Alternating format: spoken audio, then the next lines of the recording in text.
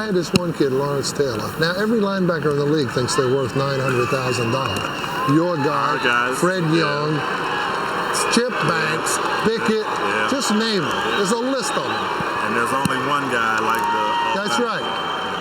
I got a guy that's a 350 hitter for 8 years. Guys hit at 350 one time, they want the... You know what I mean? It's awful.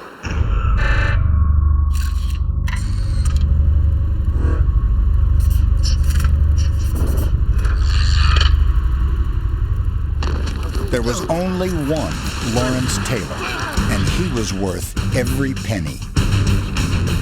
His freakish athleticism and sheer relentlessness made him a new kind of linebacker, one the league had never seen and could rarely stop.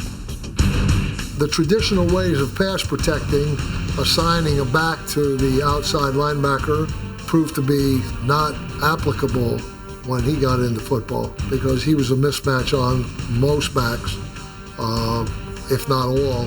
There's Lawrence Taylor with one man trying to block him. It can't happen. One man cannot block Lawrence Taylor.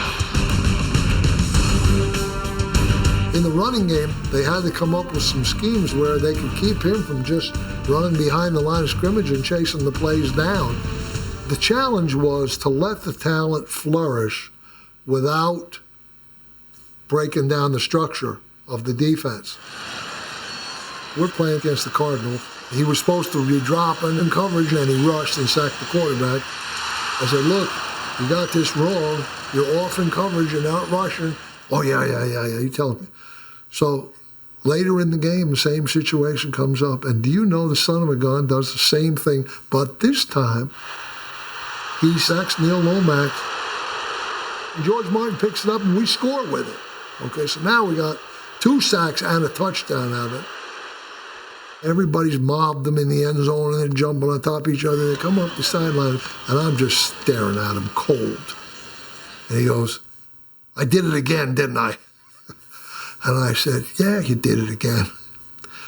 And I said, we don't even have what you're doing.